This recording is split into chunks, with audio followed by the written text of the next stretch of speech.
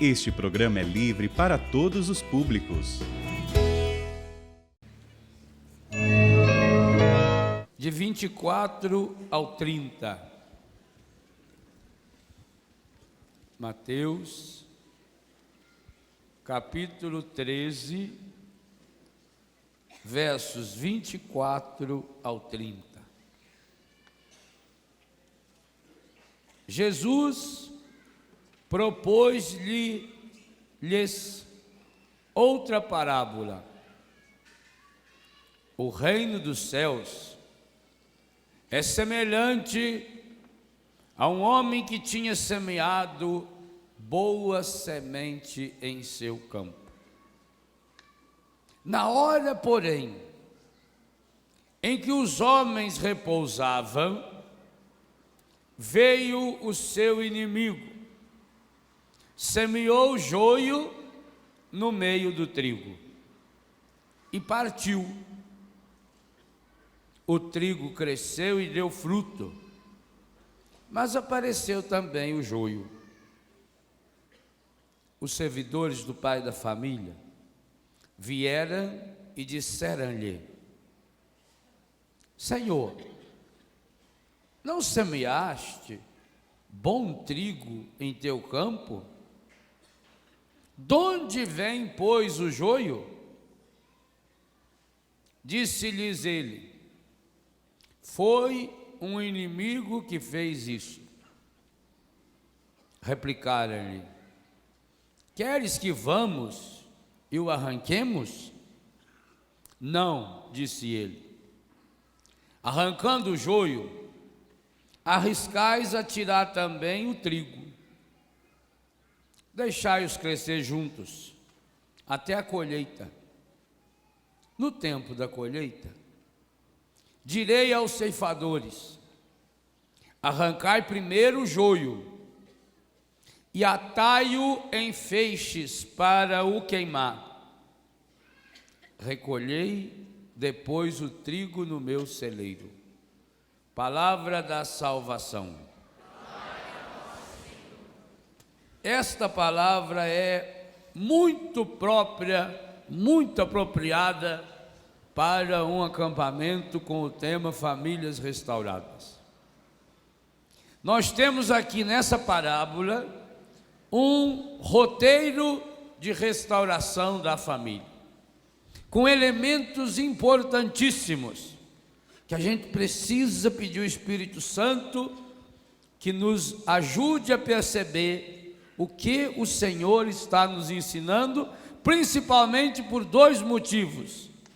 Primeiro, porque a parábola é uma parábola do reino de Deus, e o matrimônio lembrava Sua Santidade o Papa João Paulo II, a grande parábola do reino de Deus para o mundo é o matrimônio, é a família. E segundo, porque essa palavra é dirigida ao pai da família, o que dá um contexto familiar a esse texto. E ele é muito concreto. Jesus começa a falar de modo muito simples, para a gente poder perceber que um homem semeou semente de trigo no seu campo. Que tipo de semente esse homem semeou? Pelo menos duas vezes fala. A semente era boa. Quando Jesus fala que algo é bom, é porque é bom, porque não tem nenhum defeito, porque não há nenhum problema na sua origem. E essa é a primeira ideia que nós precisamos ter para assumirmos o compromisso de restaurar a família. Uma das coisas que o encardido tenta fazer, a profissão dele é encardir, é passar a ideia de que família é uma semente ruim, de que matrimônio é uma semente ruim. Por quê? Pense no que eu disse ontem à noite. Se aquelas eram as situações que provocavam o casamento, sair de casa, independência, formação de um novo núcleo, gerar filhos para ajudar na mão de obras, poder ter intimidade física, sexual. Por que é que depois que tudo isso desapareceu como necessidade, por que as pessoas continuam casando? Então não precisava casar mais, então ninguém mais casaria, e muito menos na igreja. E embora tenha diminuído tanto, no Brasil ainda acontecem aproximadamente 800 mil casamentos por ano, quase 1 milhão de casamentos, o que é um número bastante grande. Se não precisa mais preencher aquelas lacunas da nossa sociedade de 30, 40, 50 anos atrás, por que é que as pessoas então continuam se amando? Porque a semente é boa. A primeira verdade que você precisa acreditar: o meu matrimônio é algo bom, não é um mal necessário. Falo muito isso lá em Betânia, no Retiro Casais 1, que infelizmente muita gente confunde pecado original com intimidade sexual. Alguns acham que se identificou. Nós temos que perceber que para a Bíblia, quando Deus criou o homem e a mulher, Deus já tinha o projeto do matrimônio. E isso é uma certeza afirmada no Catecismo da Igreja Católica. O matrimônio é um dom de Deus. A vocação ao matrimônio foi incutida no coração do ser humano, diz o Catecismo, assim como ele saiu das mãos de Deus. O matrimônio é projeto original de Deus, não é projeto posterior. Projeto original significa aquilo que foi feito na intenção original. Vamos supor, essa caixa aqui, esse retorno, ela foi feita com a intenção original de reproduzir o som aqui para nós. Eu estou falando para vocês, aí o PA joga para vocês e essa aqui retorna para mim. Essa é a função original. Acontece que essa caixa estragou. Ela não tem mais conserto, não tem como colocar mais lá os fios lá dentro dela. Bom, estragou, mas é um material tão bom, a gente podia plantar uma flor dentro dela. Pronto, eu estou reaproveitando. Posso fazer uma banqueta, posso fazer uma mesinha para as crianças, para pôr lá no jardim da infância, pintar ela de vermelha, amarela, roxa. Pronto. Eu posso fazer uma banqueta, posso criar muitas outras coisas. Agora, a função original dela era trazer o som para mim. Pois muito bem, é preciso que fique bem claro para restaurar a família. A família é projeto original de Deus. E pelo simples fato de uma festa que nós celebramos não faz muitos dias, a Santíssima Trindade. O dia que nós celebramos a Santíssima Trindade, nós estamos celebrando que Deus é amor, que Deus é família. E como é que Deus pode ser amor se Ele não fosse 3? Se Deus fosse 2, já não podia ser amor, porque não teria fruto.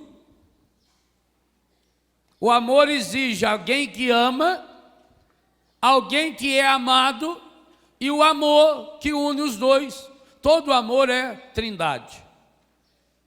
Quando fala que Deus é trindade, fala que Deus é amor. Quando fala que Deus é amor, fala que Deus é família. Aí nós já entendemos que o ser humano foi criado imagem e semelhança de Deus. Pronto. Então, família é projeto original de Deus. Não foi reaproveitamento da caixa. Não é porque Deus criou. Não pense vocês que Deus criou Adão e Eva e os dois foram criados peladinho lá no paraíso para ficar só olhando um para o outro.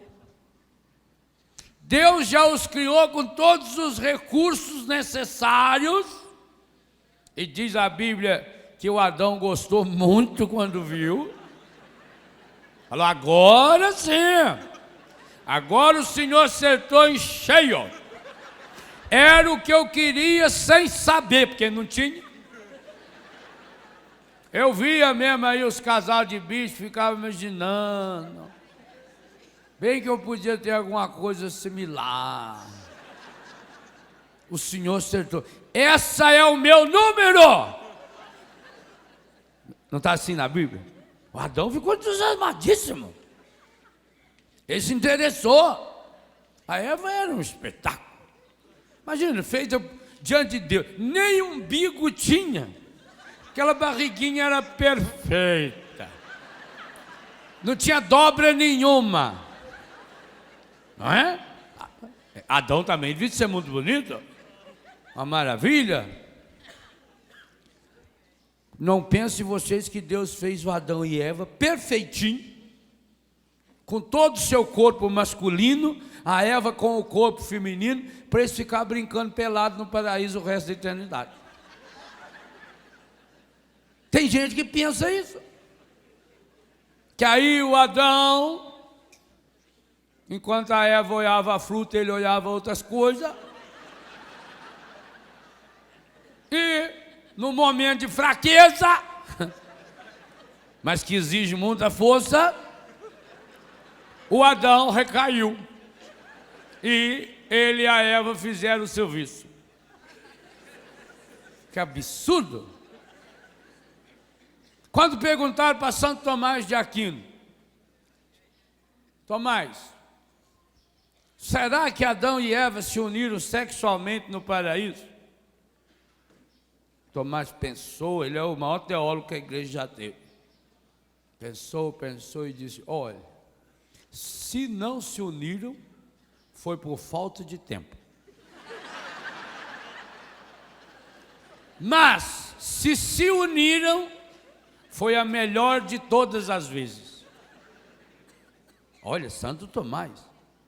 Por quê? Porque a intimidade, a sexualidade, segundo Santo Tomás, é uma coisa boa. É o que está no Gênesis. E Deus viu que tudo era bom. E depois que Deus fez o homem e a mulher, então Deus pula, Deus vibra de alegria. Gênesis 1:31. E Deus viu que tudo era muito bom, espetacularmente bom, fabulosamente bom. Deus envolveu o ser humano, já disse aqui nesse rincão, com flores para poder apresentar o homem e a mulher. O homem e a mulher no projeto de Deus é o projeto mais bem acabado de Deus. O homem e a mulher, a união do homem e da mulher, o conhecimento do homem e da mulher é a obra-prima, o máximo da criação de Deus. É o ponto final de Deus. E é um ponto de exclamação. É um ponto belo. O próprio Deus se contempla, o próprio Deus vibra, o próprio Deus se alegra, o próprio Deus pula de alegria. Porque quando ele olhou para o homem e para a mulher, ele viu perfeito. Mais do que a alegria de Adão quando viu Eva, foi a alegria de Deus quando viu Adão e Eva. Deus viu que tudo era bom. E que bom, a igreja continua acreditando nessa verdade. O catecismo lembra bem que o matrimônio abre e fecha as portas da Sagrada Escritura. Está em Gênesis 1:26, está em Apocalipse 22:17. Primeira página da Bíblia, última página da Bíblia. O matrimônio está situado no ápice da criação. Quando Deus cria o universo inteiro, Ele cria-o para o homem e a mulher. O matrimônio está incrustado no ápice da salvação. Paulo vai dizer, como Cristo amou a igreja, marido deve amar a esposa deve amar o marido. O matrimônio está no ápice da força do Espírito Santo. O dom de Deus para crescer no amor. Primeiro escrito do Novo Testamento, 1 Tessalonicenses 4, 9 e 10. Então a Bíblia não tem medo de dizer, o matrimônio é uma semente boa. O matrimônio é uma semente muito boa. A sua família é um projeto bom. O matrimônio não é uma cruz, não é um castigo. Muita gente imagina, isso foi castigo de Deus, isso é obra do encardido, só podia ter o dedo dele. Eu tenho que aguentar esse tribufu agora aqui. Imagina se souber que essa pessoa vai viver até os 90. Não, o matrimônio é projeto original. Mas aí veio a pergunta aí dos ceifadores, do pai da família.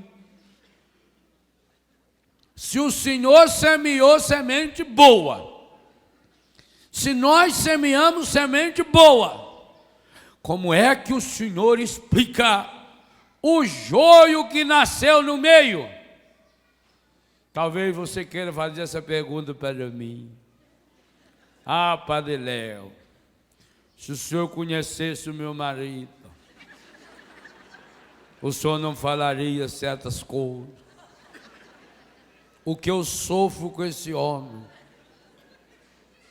o que eu sofro com a minha mulher. Padre, eu sofro desde o dia que eu casei. Minha mulher, desde o dia que eu casei, só sabe fazer reclamar. Padre, logo no dia que eu casei, descobri que o meu marido bebia. O senhor sabe que a nossa noite de núpcias não aconteceu no dia nem de noite.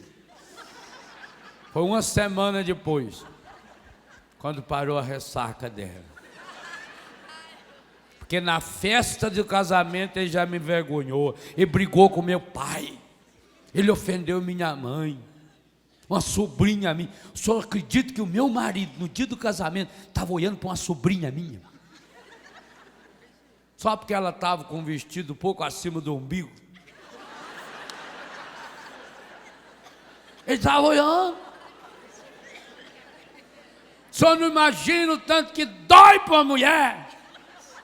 Eu ali do lado, esperei quantos anos, quanta promessa eu fiz para Santo Antônio. Deixei o santo enfiado com a cabeça para baixo lá na areia. Tomei o menino dele umas 15 vezes. Sonhei, aluguei o vestido, fiz a unha, pus laque no cabelo, vi tudo. Eu sofro desde o primeiro dia. Como é que o senhor explica se a semente é boa, que lá em casa só deu joio até hoje?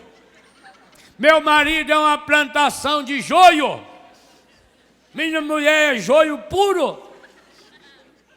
Como é que o senhor explica? E a explicação que eu dou a você é a que Jesus deu em nome do pai da família. Foi o inimigo. Quando foi que o inimigo semeou o joio? Quando? Eu leio de novo, não estou botando isso não. Você gravar bem.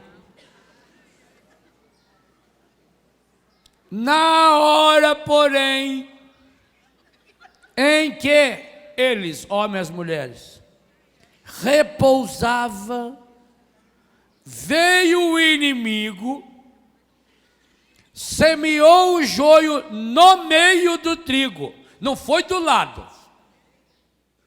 Não foi do lado da mulher e nem do lado do homem. Foi no meio. Esse no meio é uma expressão bíblica para falar do demônio.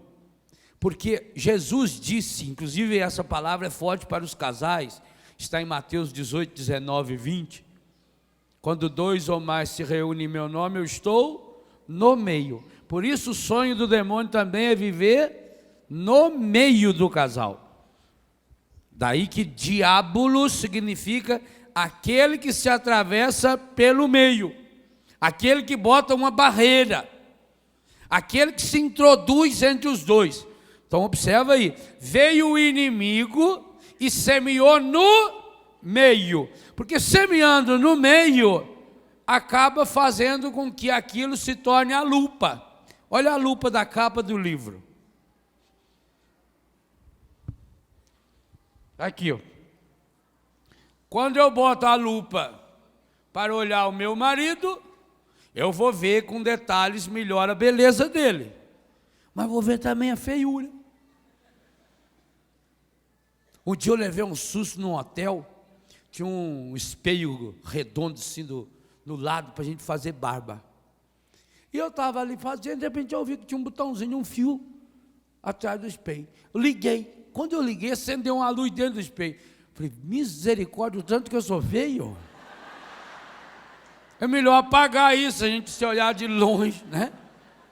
Às vezes não é muito bom se olhar de perto, não, que a lupa aumenta. Meu nariz era uma coisa desse tamanho. Os buraquinhos que você nem nota, assim, nossa! E os pelinhos cortados, aquilo era uma coisa desse tamanho. Que ele aumenta. É o que Encardido fez. Ele botou a lupa no meio, semeou no meio do trigo o joio. E o que ele fez? Logo em seguida, esse é um segredo importantíssimo. O que está escrito aí? E foi embora. Por que ele foi embora? Porque se ele continua no meio, a hora que o marido fosse enfiar a mão na fuça da mulher, ele estava na dele. Ele não é burro. O encardido é safado, ele é ordinário. Ele veio, aproveitou que o casal estava descansando, dormindo. O que significa esse descanso? Será que significa deitar na cama e dormir? Significa aquilo que vai acontecendo em todo relacionamento. No começo você está acordado, disposto. Aí vai passando o tempo, vai acomodando, vão relaxando, vão repousando. Marido não se cuida mais, não corta nem a unha do pé. Que espilão no nariz, na orelha. Aquela cirola desgastada.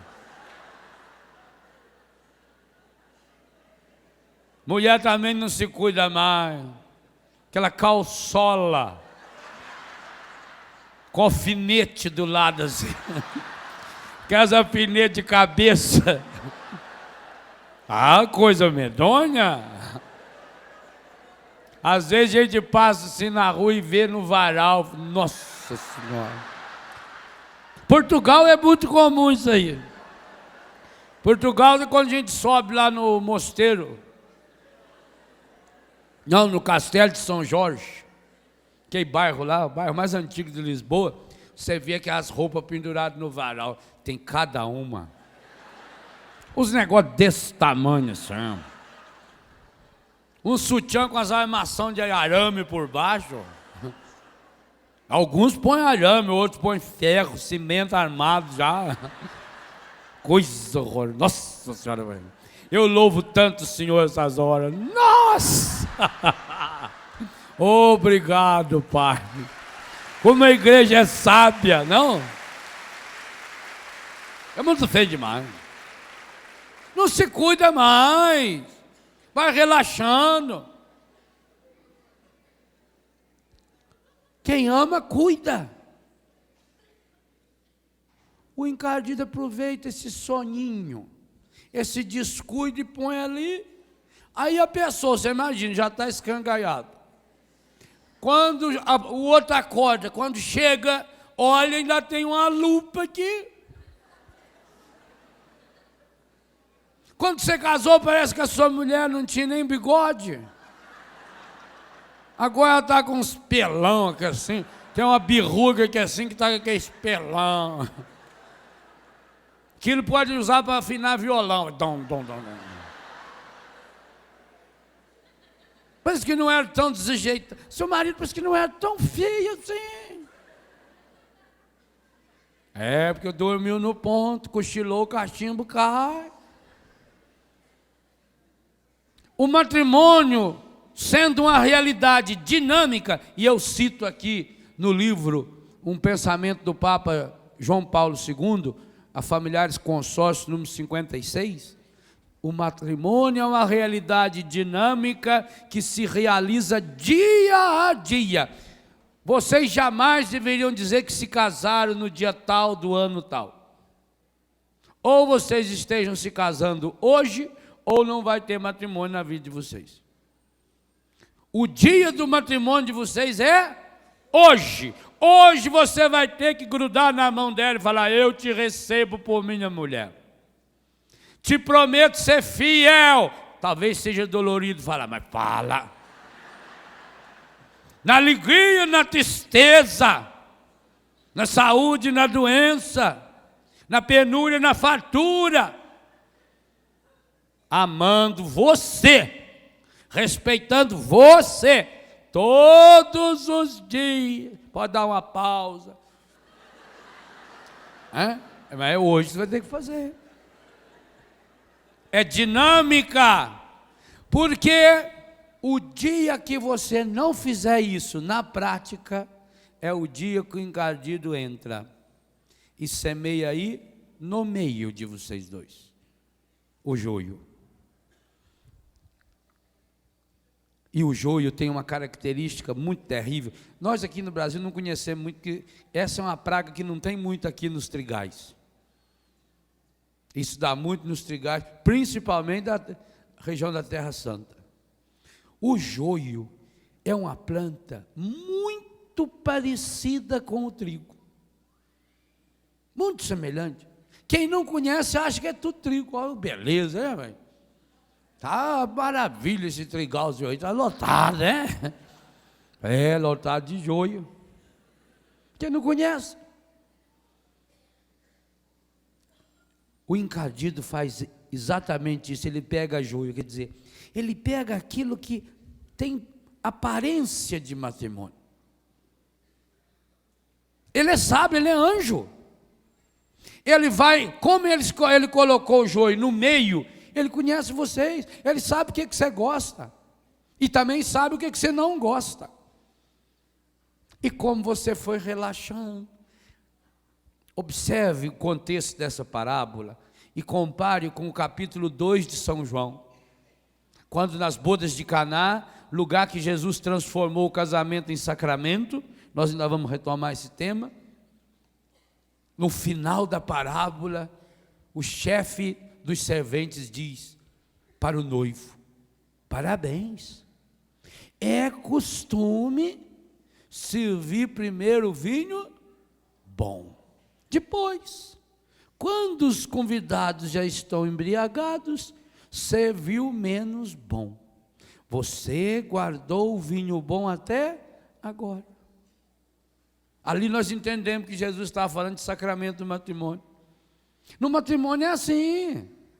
É costume servir primeiro o vinho bom. No namoro, o cara está sempre arrumadinho, ajeitado, cabelo prumado, barba feita, escova o dente, passa fio dental, põe detefon, chega com a boca limpinha.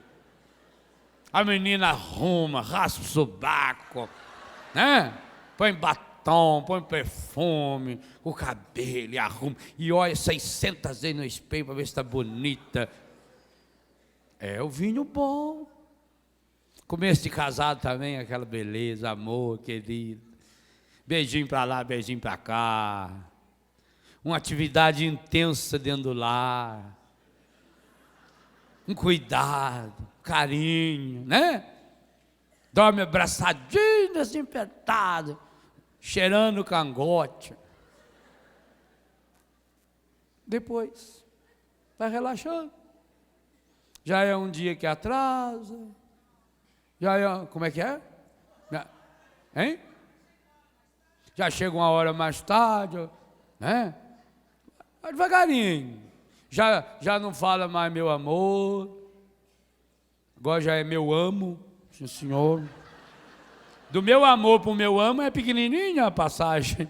Até é mais fácil, só cortar o R. Aí já inventa uma reunião. Aí já é o problema no serviço, aí já é a dor de cabeça. Vocês sabem que na vida conjugal, quando um não quer, os dois brigam. É o contrário da lei do mundo. Aí vai relaxando. Na hora que vai relaxando, quem é que está ali do lado, feliz da vida? Já com um pote de semente de joio? Às vezes quem traz a semente do joio é um parente, a sogra, o sogro. Sim, senhor. Aliás, esse negócio de sogra que virou piada, no Evangelho não é piada, não. O Evangelho diz bem claro: o homem deixará pai e mãe e unirá a sua mulher. Sogra e sogro não tem nada que meter o bedelho na vida do... Quem casa, quer casa. Isso é Evangelho. Jesus que falou. Porque tem principalmente mulher, por que eles falam muito de sogra? É por isso. Porque ela nunca concorda com a nora. Ela vai na casa da nora e quer mudar a decoração. Não, isso aqui não tá bom aqui não. Ah, isso aqui você divide por virado pra cá. O meu filho gosta é assim. Claro, porque ela está frustrada. O filho largou dela para ficar com a outra. Deixa de ser boba. Ao invés de ganhar um inimigo, ganha um filho, uma filha. Seu filho casou, sua filha casou, adota o marido dele não, né? Logo adota o marido dela e a esposa dele como filho e pronto. Mas deixa eles viver, deixa eles dar a cabeçada deles. Cuide da sua vida. Ou vai para a igreja rezar. Não na minha, vai numa outra. Longe. Vai em Romaria, na Aparecida, vai lá.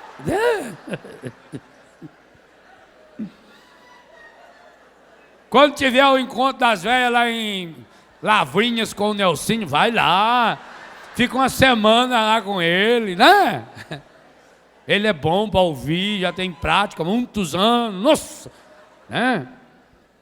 Você tem problema de filho, de gravidez, marca uma hora com o Flavinho. Marca uma hora. Quer montar um time de futebol do salão? Fala com ele. Nós temos recursos para tudo. Mas não vai intrometer na vida do seu filho, ora bola. Deixa eles dar a cabeçada. E outra coisa, muita sabedoria. Porque na hora da dificuldade, para quem que o filho ou a filha vai correr? Para o pai e para a mãe. Ô mãe, meu marido, mãe. Eu vou te dar uma que você vai, mãe. A senhora não vai logo já pegar o telefone e ligar para o rapaz. Ou para a moça, para a mulher. Não vai botar lenha na fogueira. É isso, não prende. Por isso que eu fui contra você casar. Bem feito! Eu que estava errada. Lembra quando eu falava? Mamãe falava, você me dá agora se você fizer. Não, mãe, essa não é função de pai e mãe. Sabe naquela hora que ela vem e fala as bobagens, tudo? Ela só precisa que você acolha. O povo antigo fala assim, ó, sou todo ouvidos. Não era?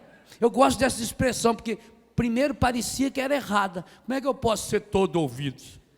Eu tenho um colega que ele consegue ser, porque o tamanho da orelha dele,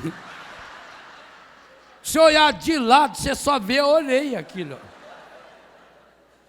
Como é que uma pessoa consegue ser todo ouvidos? Ainda no plural. Eu sou todo ouvidos. Assim minha avó falava. Significa que todo o meu ser está ouvindo. Nessa hora o que precisa é só de ouvir. Não precisa falar nada. Só abraça, deixa chorar, ela fala.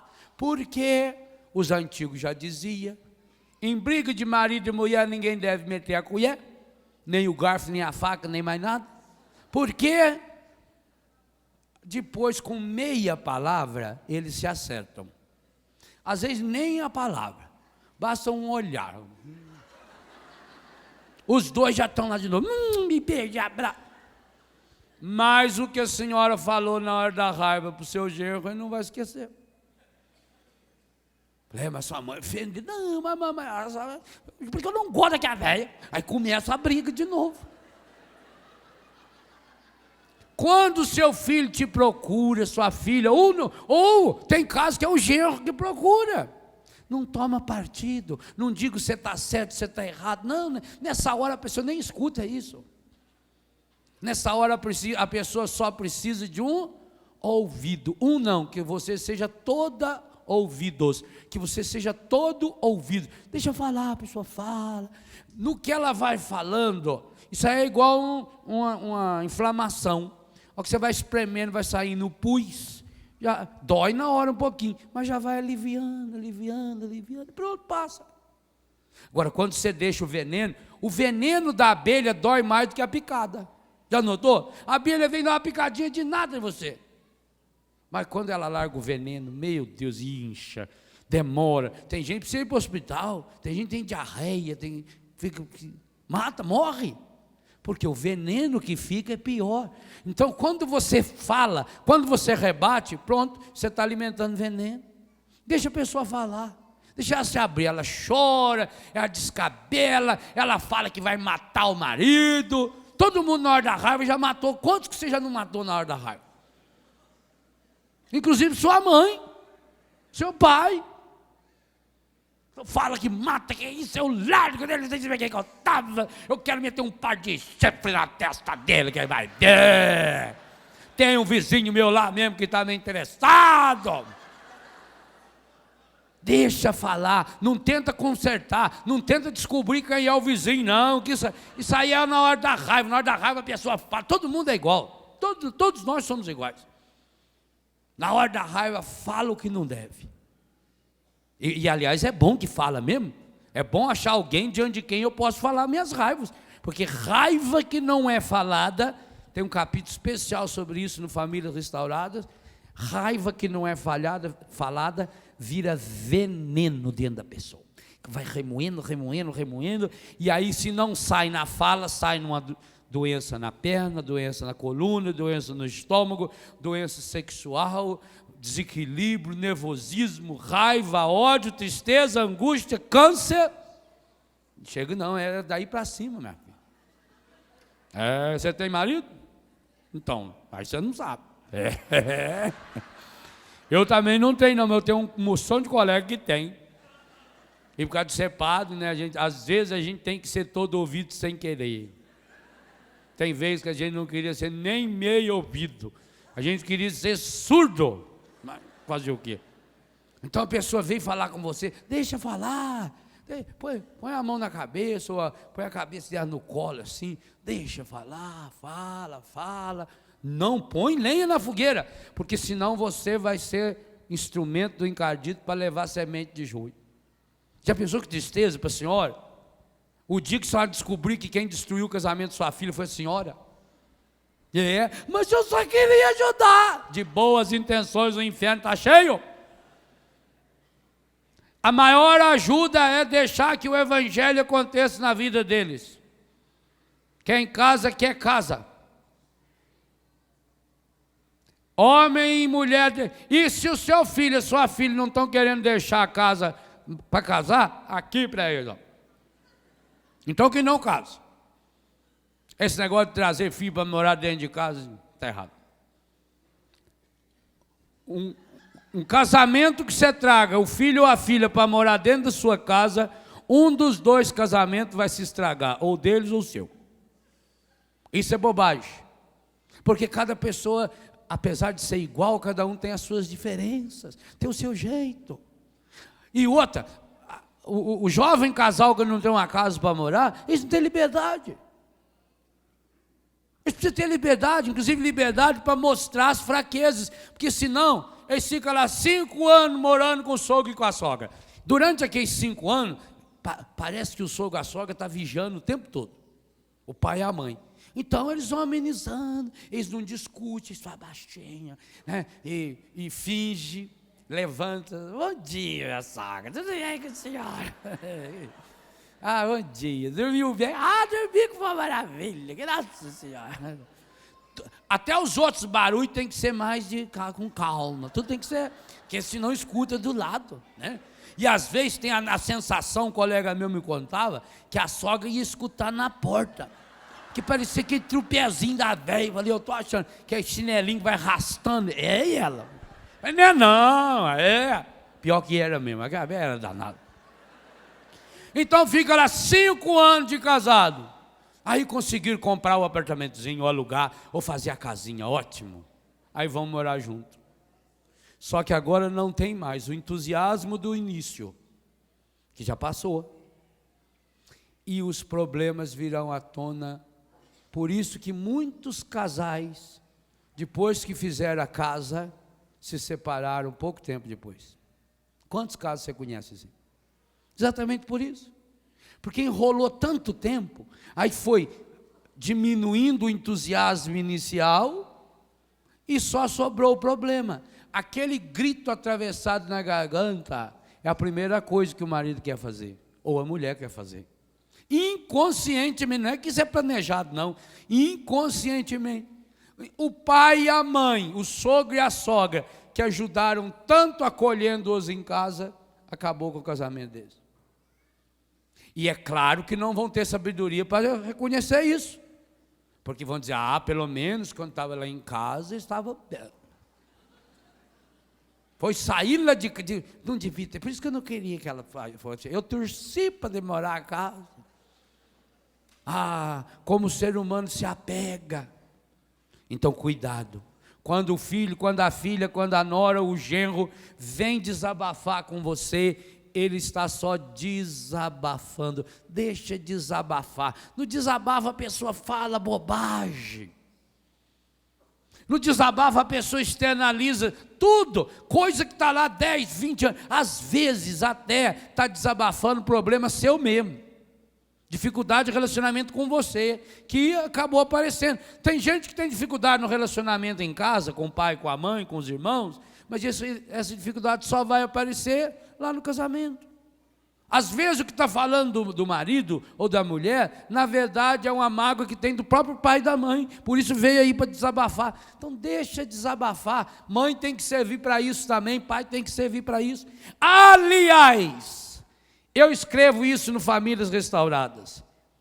No mundo moderno, a família precisa ser o lugar aonde eu possa desabafar. Porque o tempo inteiro na sociedade, a gente está sendo vigiado. Hoje em dia, com essas câmeras fotográficas que tem, até na ponta da caneta, para todo lado, hoje em dia, o fenômeno 007 parece que está espalhado em tudo quanto é lugar. Quase todo lugar que você chega tem uma plaquinha, sorria, você está sendo filmado. Você entra no banco, você está sendo filmado. Você entra num hotel, você está sendo filmado. No elevador, aqui você está sendo filmado. Todo lugar que você vai está sendo filmado. Então, você não tem aonde mostrar a sua fraqueza mais. A empresa exige que você seja o melhor. Você tem que estar sempre impecável, arrumadinho. Parece as meninas que trabalham no aeroporto. Parece que tem todo dia o boizinho lamber o cabelinho delas assim. As puxa aqui, puxa, estica aqui, amarra aqui, põe uma coisinha assim, tudo bem arrumadinho. E anda tudo certinho, assim, com aquela gravatinha, né? Quem aguenta viver assim? Então você vive aí na sociedade sob pressão. Meu chefe está me olhando. A ISO não sei quantos 1.200 está me olhando. E nós precisamos de produtividade, nós precisamos de eficácia, nós precisamos de eficiência, nós precisamos melhorar a concorrência, os gráficos e o laptop. E eu abro o meu laptop em tudo quanto é lugar, e o telefone toca, e tem que fazer isso, tem que fazer aquilo, vai. A pessoa vai embaralhando as ideias na cabeça dela. Quando chega em casa, o que a pessoa quer fazer? Porque você não pode fazer isso em lugar nenhum. Você tem que estar segurando. Isso é igual a minha coisa quando você está com um problema interior, de flatulência, e tem que estar segurando. Você olha para um lado, olha para o outro, não tem gente perto. Como é que, então você controla aquilo, você disfarça. Ai, coisa boa. você toca o hino nacional inteiro. Ele parece um trombone. Oh, maravilha. Por isso que tem hora que você fala, ah, meu Deus, não tem nada melhor nesse mundo. Tem. Tem coisa boa, não é? Mas naquela hora é a melhor que tem. É soltar. Ah, vai. Bom, até se estiver sozinho no quarto, você vai para um lado e vai para o outro lado, aperta a barriga, toma, que alegria! Maravilha! Pois muito bem, existe também o flato da alma. É aquela pressão, que você também pressionando. Não aguenta mais. Então, você tem que chegar em casa e se soltar. Poder se soltar.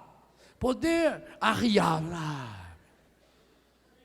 Eu me lembro que quando o papai viajava com a gente, vinha da Barra para o Biguá, na casa da avó, quando chegava lá, às vezes o meu pai nem entrava, mamãe descia, nós, papai ia primeiro lá no curral para soltar a barrigueira da mula. Ó, que eu estou pensando.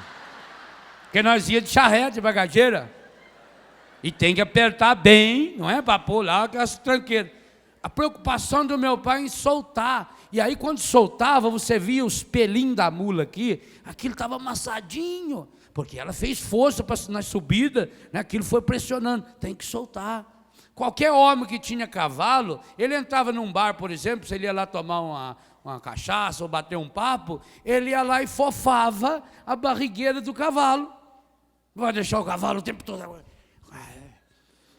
Né? Olha, nós fazemos isso com os animais, e por que não fazemos isso conosco? Então você tem que se soltar. Aonde? Na casa dos outros? Tem gente que hoje paga para ir na zona para fazer isso. Sim, eu tenho filhos que morou na zona e conta. Olha, eu tinha um freguês que vinha toda semana, pagava tantos reais só para deitar na cama, chorar, falar e ir embora. Porque não pode ir na igreja fazer isso. Não tem amigo verdadeiro para fazer isso. E pior, em casa não pode fazer. Porque chega em casa é inferno. Tem gente que quando chega em casa, entra no inferno certinho. A televisão está ligada, o som está ligado, aquela berreira, aquela gritaria. Não tem intimidade. E aí a pessoa chega e já entra no inferno junto. Já liga também mais o som, já muda de canal, já vai para o quarto, liga a televisão do quarto, liga a televisão do banheiro, liga a televisão da privada, vai ligando tudo quanto é canto. Aquela agitação. E não soltou os nós, repito, os flatos do coração. E tem, todos nós temos. Então você precisa... Por que Jesus gostava de ir em Betânia? Porque Jesus em Betânia chegava a qualquer hora. Tarde da noite, Jesus ia para Betânia. Porque lá ele podia andar à vontade, lá ele tirava o chinelo. Lá ele sentava ou deitava lá no chão. Estou em casa. Coisa boa quando a gente chega em casa, a gente tira o colarinho. Quem usa gravata, tira a gravata, tira o sapato. Você se solta. A família precisa ser esse lugar. E você precisa descobrir, será que meu genro, minha nora, meu filho não estão aqui hoje só para soltar o coração? Deixa falar, fala. Vai embora. Fica com o joio para você. Todos nós aqui, começar do Padre Léo, você, cada um de nós aqui, nós somos um misto de joio e de trigo. Pelo amor de Deus, não pense você que isso é o projeto original de Deus. O projeto original de Deus, eu sou um espetáculo. No projeto original de Deus, você é puro trigo. Maravilhoso. Mas quando a gente dorme, o inimigo vem e foi o que Encardido fez comigo e com você. Nós não temos erros, falhas e fraquezas porque a gente quer ter erro. Eu não conheço ninguém nesse mundo que fala, não, eu quero ser ruim. A gente vai ficando ruim. A gente vai se estragando com as decepções, com as tristezas, com as angústias, com os reveses da vida. A gente vai se machucando com uma palavra que alguém disse, talvez sem querer, ou com uma palavra que alguém não disse na hora que a gente precisava ouvir. A gente vai se estragando com as derrotas. Quem de nós aqui não fez ainda a experiência do fracasso? Cada um de nós. Ou fracassamos num projeto, ou fracassamos na saúde, uma doença, ou fracassamos num relacionamento, ou fracassamos num trabalho. Já pensou que tristeza? Tristeza para um pai de família ter que chegar a contar para a esposa que ele fracassou. Muitos não contam. Quantos de vocês estão vivendo problemas financeiros sérios porque não tiveram a coragem de falar na hora que o problema começou? Foi escondendo. A mulher achando que o marido tinha dinheiro, foi comprando cada vez mais, e compra, e o marido foi começando a tapar ali, empresta de um, empresta do outro, e quando vê, a bomba estourou. Quantos casos? Fracasso. Fracasso com um filho. Como é duro. Você tem que assumir que você fracassou na sua missão de educação, de educador. Que seu filho está na droga, que sua filha não está vivendo o projeto que você viveu, pensou para ela. Que seu menino na escola, já pensou a tristeza? Você sai do serviço, pede ao chefe folga, vai lá na escola, porque precisa pegar o boletim. E quando você olha no boletim, está lá, nota 5 em matemática, 15 faltas. Mas como falta? Todo dia você levantou mais cedo para deixar o moleque lá na porta da escola. Nenhum dia você falhou, até o dia que você estava doente você foi. Aonde esse moleque foi, meu Deus do céu? Como é que esse moleque tem 15 faltas? Mas não está para o sol com a peneira. Você vai perguntar para ele? Ele vai dizer, não, isso aí é a professora que não fez chamada. E pior que tem pai que acredita. Vai atrás da verdade, é melhor. É melhor descobrir logo a verdade enquanto dá tempo de consertar, do que passar pano quente. Então o que nós fazemos com nossos joios? É o tema que nós vamos pregar no segundo momento dessa manhã. Mas é preciso que você tenha coragem de ir percebendo quais são os seus joios. O que você faz com o seu fracasso? A última vez que você fracassou, aonde que você foi chorar suas mágoas? Diante de quem? Feliz do homem e da mulher que puder apoiar-se no marido e na mulher, porque está lá em Colossenses 3,13: suportai-vos uns aos outros. Suportar significa é para baixo, suportar. O pé dessa mesa é um suporte. Isso aqui é um suporte, ó. Suportare. Isso é suporte. A máquina pode vir aqui, o câmera pode virá-la para todo lado, porque ele sabe, isso aqui é coisa boa, firme. O suporte tem que ser mais forte que aquilo que suporta. É o mesmo sentido da palavra submissa. Está debaixo da mesma missão. Suportar. O marido tem que suportar a mulher.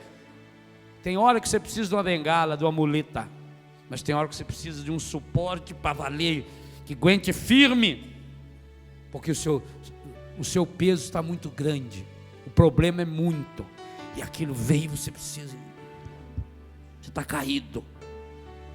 Feliz do homem, feliz da mulher que souber, não, eu tenho uma mulher forte, padre. Na minha mulher eu posso derramar minha alma, meu corpo, minhas necessidades. Eu tenho um marido forte, padre, que me segura. Que bom se um dia vocês puderem fazer uma música feita aqui do Nelsinho, quem me segurou foi Deus. Se você puder cantar, quem me segurou foi meu marido, quem me segurou foi a minha mulher. Suportar, botar por baixo aqui, ó, firme. Aguenta o peso, aguenta firme, aguenta firme, aguenta firme. Ah, que maravilha. E nós precisamos disso. Eu como padre preciso, por isso na minha comunidade Ontem uma consagrada disse assim, que às vezes quando ela me vê na Canção Nova, ela fica muito triste. Porque ela diz, quantas vezes lá você está fazendo todo mundo rir, e quando chega aqui em casa, está com a cara fechada. Ontem, na minha cara, jogou na frente todos os consagrados, sim. Dói, claro, mas é verdade. Só que eu preciso ter uma comunidade onde eu posso ser eu mesmo. Ninguém fica rindo o tempo todo. Ninguém vive fazendo os outros rir o tempo todo. Assim acontece com você. Você está lá na loja, você tem que estar rindo o tempo todo. E olha o que chega em casa. Você está lá no trabalho, é a pressão. Quando chega em casa, você tem que alguém que suporta. Que bom quando você tem um marido, uma mulher ou uma comunidade que possa suportá-lo, que possa suportá-la. Vamos pedir essa graça ao Senhor. Pai Santo, Pai querido, Pai amado, nós sabemos que a semente do matrimônio é boa. A semente do meu matrimônio, você pode dizer, é boa. Sim, Pai, hoje eu quero tomar posse dessa graça, de que a semente do meu matrimônio é boa.